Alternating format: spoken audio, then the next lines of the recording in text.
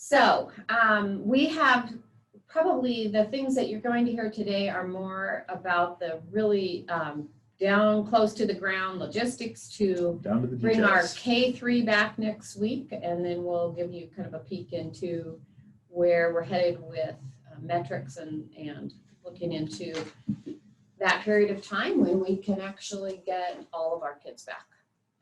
I got some things to show. We have our bell schedule and bus routes, which a lot of people have been asking about online. So I'm going to show them real quick how to access that. So, all right. And then Pete Goodrich, can you stand by and come on after this information, and then see if you can give us some information about what's going on the Pioneer campus. All right, so if I'm a parent and I need to know what time my school starts, you want to look at what we call the bell schedule. So I'd go to Crook County School District, the main page there. You'll see here the front slider, it says bell schedules. I'll click that, and then you've got these two links right here. So our elementary bell schedules, I'll just click this link, and it brings those up right there. They are. So Barnes Butte 8 to 2. Crooked River, 8:10 to 2:10, and Steenspiller, 8:20 to 2:20. Brothers in Paulina, 8 to 3, and then there's some details of the, who's virtual, who's not, when first grade is starting, when kindergarten is starting. So that is where you go to access your bell schedules. If I want to know the bus routes, I go back to the home page. On this slider, the second slide is bus routes. So I click right there. And here you can see the AM and PM bus routes in the time. So that information is there to help parents. As always, if you have any questions or aren't sure what's going on, make sure to give your school a call. If it's a transportation question, you might want to give our transportation department a call first. They're really good with the details. And as always, we're here to help you as well here at the district office. If you have little people riding the bus next week, remember that face coverings are required on the bus. So your child either will bring one with them, or we will provide either a shield or a mask. I believe on the buses what they have to hand out are masks, and then there's face shields to hand out once they get to school. But face coverings are required as we start this school session. And so for the people that are coming to the school building, which is our K-3, everyone, including adults and children, will be wearing face coverings in order to minimize the spread of COVID. Emily, that was to answer your question and also to just get that information out. So I think we invited Pete Goodrich. Yep, I see him on the screen. And he's going to give an update on it. I think it's what we're calling the hybrid learning, high school learning campus at Pioneer. Okay, we're going to let I probably Pete butchered it. Clear it up. You but clean up Pete my mess. Goodrich is the principal he's at the Pioneer campus, and he has a couple of programs over there. He also is serving as the administrator for the homeschool support program. So Pete, we're going to invite you to be our guest. Oh, thank you. This is a good opportunity. And we can't hear you, Pete, so you might be muted. No. Now we can. I can speak up a little louder if that helps.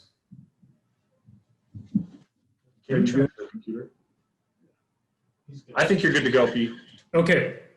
So yes, the high school hybrid learning campus at Pioneer, or HLC for short, will open for in-person instruction next Wednesday, September 9th, for students in grades 9 through 12. This is something we've had in the works for a while, and we're looking forward to opening it up for students next Wednesday. We have approximately 80 students signed up already, with room for approximately 15 to 20 more. And we are still accepting enrollments. Long story short, 2 daily sessions, one in the morning, one in the afternoon. Students can choose either session, but not both.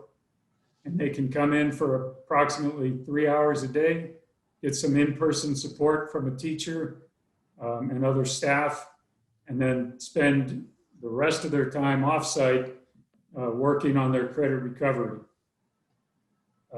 There's a detailed description of the hybrid learning campus on the Pioneer High School webpage.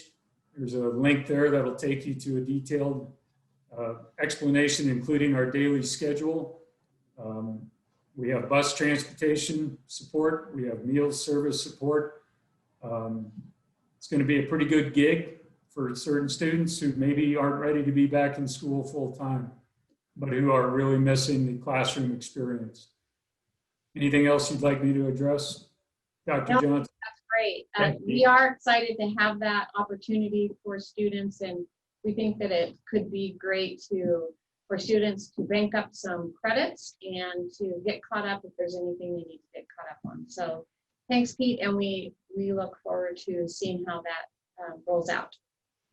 You bet. Okay. So I do have a question on here, but you want me to wait until, what do you think? I know we want to go over is it the metrics one more time? We do.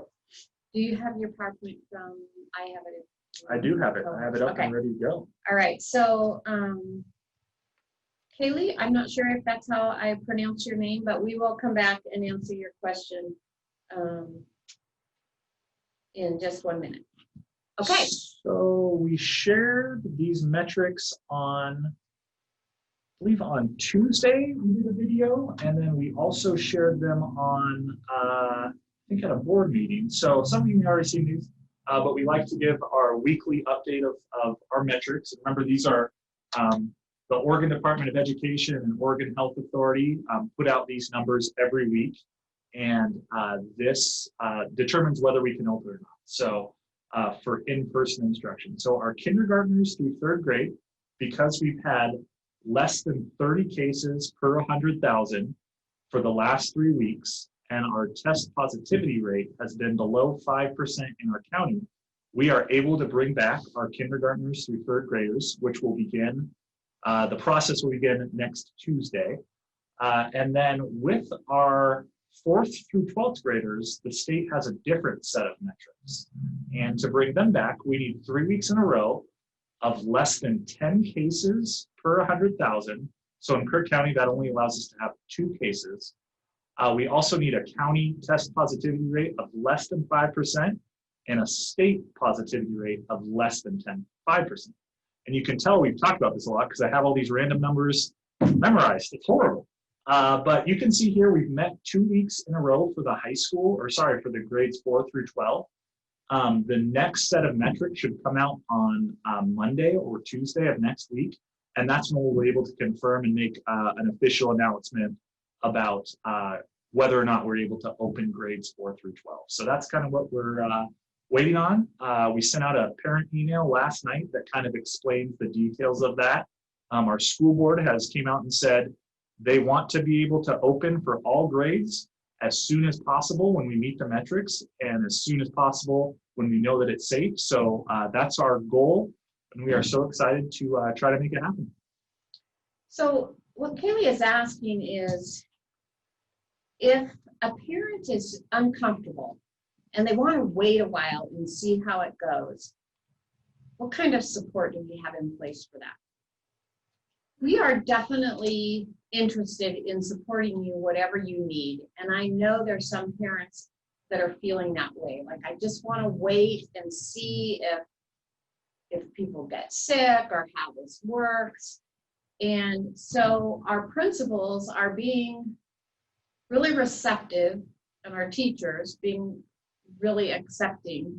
We need you to get a hold of the school if that's your plan, because they will accommodate you through some kind of a homework and some paper support at home.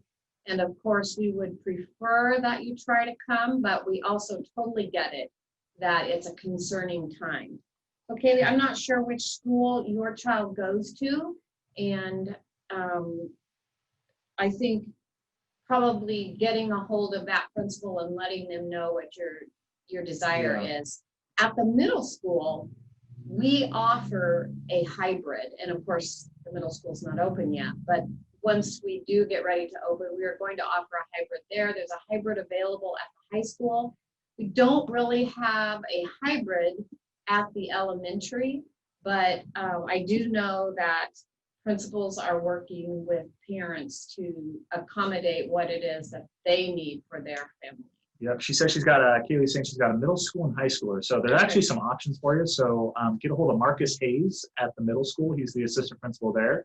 And get a hold of Jake Huffman at the high school. He's the assistant principal there. And they'd be able to kind of walk you through all the options that you have. And you're welcome to call or email them, and perhaps we can get you an email or a phone number. Yeah. So yes, please. I'll do that. Okay. And Jason Carr is going to give you an email or phone number, Kaylee. Am I saying it right? Is it Kaylee? We'll have to wait for her response. Yes, she will. All right. So we've done bus schedule, we've done bell times, we've done weekly metrics. What else do we need, or are we just opening up for questions? Is there any other? I've got something now that I think about it, and you'll be able to chime in. Okay. So before we do, can I just talk to you about what it might look like when you see a classroom? If you're a K-3 parent, what would that look like? When you go into the classroom, and I did a walkthrough today, as I said, you're going to see students sitting as far away as possible from each other. So if we have a desk or a table that has a space for 4 kids, you're probably going to see those children spread apart, and there'll be 2 children at those tables. The desks are spread way out up to the front of the classroom, far to the back and to the sides. We have taken furniture out of our schools to allow for the spread of the spacing. Students will be interacting in smaller groups and cohorts, and they will be wearing a covering on their face. We are looking for the most student-friendly, safe way to eat lunch. Right now, with the beautiful weather, a lot of students will probably go outside with their teacher and they'll eat their lunch outside if that's possible. If not, we have some classrooms where they're talking about eating their lunch around the perimeter of the classrooms. There's all kinds of interesting, creative ways that teachers are thinking about how to use that social distancing. We talked today, and when the students come into the school next week, you're going to see teachers teaching students intentionally how to wash hands, how to socially distance in line. We were kind of laughing today because we know that lines will be, and they'll probably be 100 feet long when there's space outside for them to space out. Inside, the lines will kind of snake to the back of the room so that children can be spaced out. And just having those face coverings on when it's possible, whenever they're in proximity with each other. And then as they need breaks, the teacher will take them outside and let them spread out and take breaks from it. But just wanting you to know that there's a lot of thoughtful planning going on to ensure that we're being extremely careful with children and also trying to move back into this regular education as we can. Mm-hmm. All right. Dr. Hoff, what were you going to say? Can you remember? This is what I was going to say. This is All just right. what I was thinking about. So I think one thing we'd like to ask of our community, of our parents, and so we know we've got our administrators have been working literally 10 to 12-hour days for the last 4 weeks. Our teachers have just been hammering like no one else's business for the last couple weeks. A lot of them come in without getting paid and start getting things ready. And facilities too. We got facilities people that have just been going all out nonstop for the last month. Transportation. So we have a whole organization of people that are just working as hard as they possibly can to get ready for next Tuesday. But we also know that it's going to be messy, that it's not going to be perfect, that, with all these new procedures, we've essentially opened 2 new schools in a sense, or I guess Kirk County Online Option has quadrupled in size. Homeschool partner program went from 0 to about 240 today, or not all today, but 244. So just so you all know, people are working literally as hard as they possibly can. We know it's not going to be perfect, but we are here to serve you, and we ask that you have just a little bit of flexibility, that know that everyone's working the very hardest they can, and that we're still going to have to be a little flexible next week as everyone as we bring students in, as we start online, that it might not be 100% perfect, but we're here to help and we want to help. So let us help and be very nice and flexible. And I will say this, if you see something that we could do better, email me, call me, and then I can deploy it out. Like, for example, today we had a parent who called us on some of the spacing issues, and I went to that spot where they had seen that, and we made adjustments. So it helps to have more eyes on it. I would say everybody's doing the best they can, but it is system overload in the sense like there's a lot of information. So I heard somebody say, like building an airplane while it's flying, and then I've heard people say herding cats, but I'm gonna say drinking out of the fire hose while the airplane's flying with a whole load of cats. That's kind of what it feels like. Yeah. Just mix your metaphors all up, and Right. we're trying to move it forward. So really just parents have some grace with your teachers if things aren't perfect or if there's a wrong link. Know that they're all working as hard as they possibly can to get a great educational experience, and we are here to make it right. So we thank you for your partnership in that. All right. I'm trying to think of everything. You know, we had our list today, and I think we've gone over that, but we had some great questions so far, and would love to take any questions that you have or talk about anything that. There's one question on there. All right. And you're right, Tana Marcus. say there. Marcus's last name is spelled H-A-S-E, not H-A-Y-E-S. So, But his Yep. first name is spelled M-A-R-Q-U-E-S. That is my brain part. just like we said, we're asking for flexibility and grace. So we'll But get you're that right. fixed. And we don't mind it when you chime in Yep. and help us correct something. And it is fixed. All right, there you go. I don't see any other questions on there. Jason, are you checking the school's Facebook? Nothing particular. You wanted to talk about Paulina. Yep, Paulina, they are delaying, there's a scheduled, correct me if I'm wrong, there's a scheduled power outage Yeah. on September 8th. So the first day of school will be September 9th. So they were ready to pony up and just power through it, but they knew they had to, their water is dependent on power, so they were planning on using the outhouses across the street, and we just made the decision that let's wait until they get the power back on. That way the food can be prepared and the water will run so they can wash hands, and we just feel like, yeah, gotta try Thank to you, flex Stacy, through it. for All the right. reminder. I even wrote Paulina down on my paper and I still forgot to say it. Shannon, thanks for your kind words. We do appreciate the affirmations, and We're trying. we are. Okay, just one more to check. Yep, full week. Thank you to all our teachers and staff. I mean, what a full week of just getting ready for kids. So we really appreciate everyone in the Crook County organization. It's been a wild preparation, and we're getting as close to ready as we can be, and we're excited. So we're good. Yes. So All right. give our closure. So if you are good for today, we're on the short side, but hey, if we have answered your questions, we are happy to move, as they say, to move on. But if you send us any questions, we are more than happy to get those answers. Jenny Oh, Quinn. okay. Jenny Quinn asked a really good question. Once we're in, let me read the whole thing. That's good. Once we're in, do the numbers change to get kicked back out to return back to conference of distance learning? And the answer is yes. So I have actually a chart. You want me to show that chart Do from the show that board? part, yeah. Jenny, I even have a diagram to show you how they change. And Jamie, I see your question, so we'll get to that in a minute.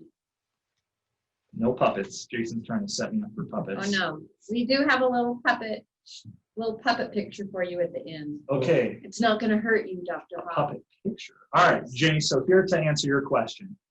And this is for grades 4-12. So in order to get in for grades or 12, we have to have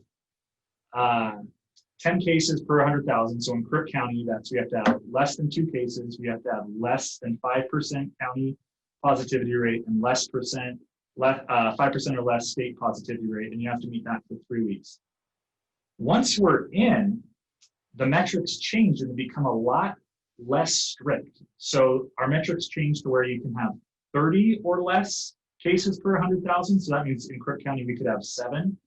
Our test positivity rate can go up to 10%.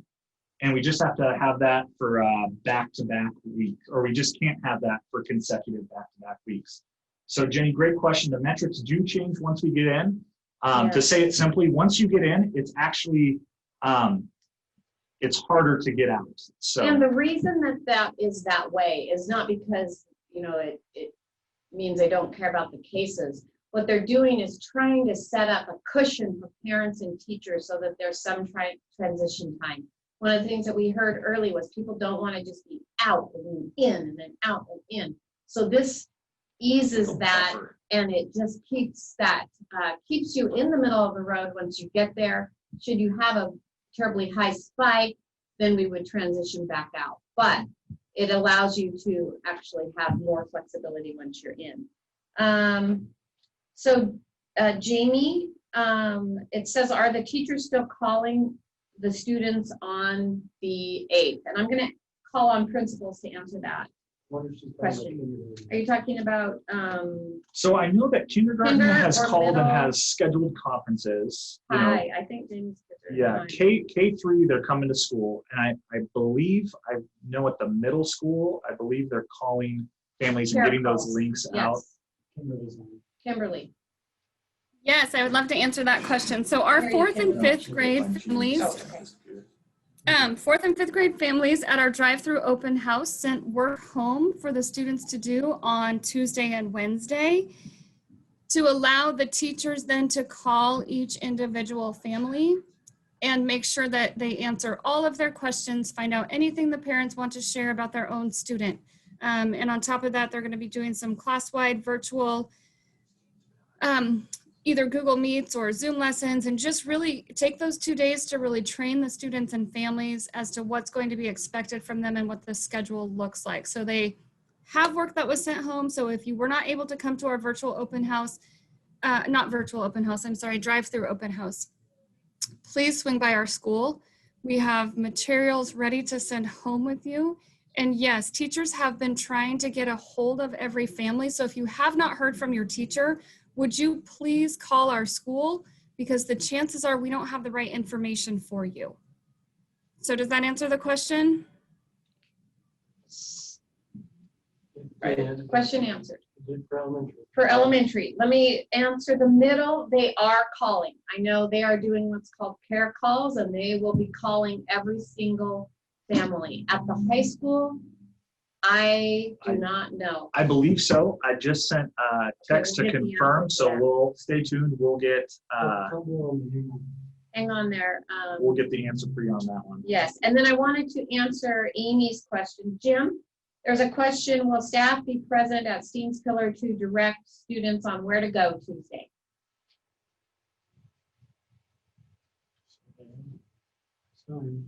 I see his name there, but Jim, did you hear our question? Then we invite you to turn the camera on. So, answering Amy's question, I know of nothing that has changed. The staff at Steen's Pillar are planning to be out and on site and helping parents and students figure out where to go. That's a pretty small school, so I think it's not going to be super chaotic, but there will be people out and be directing parents and students. So the answer to that, Amy, is yes, and I'll see if Jim can get to you. High school question about, we haven't received our schedules, where do we find them? They, I believe, are in the Parent View portal. So if they log into Parent View, if they have any trouble with that, call the high school and they can get your login information. They probably can't do that. Oh, it was a high school parent asking if they haven't received their schedule yet. They are in the Parent View login and Student View. If you have any trouble logging in, call the high school and they can get that information, your username and login all squared away. There was a question about substitute teachers. Did we answer that Yes, one? I don't think we did answer that. You want to take a stab at it, or you want me to? Go ahead, because I don't Okay. know of any information. I'm going to read that's the. I'm going to read the extra question.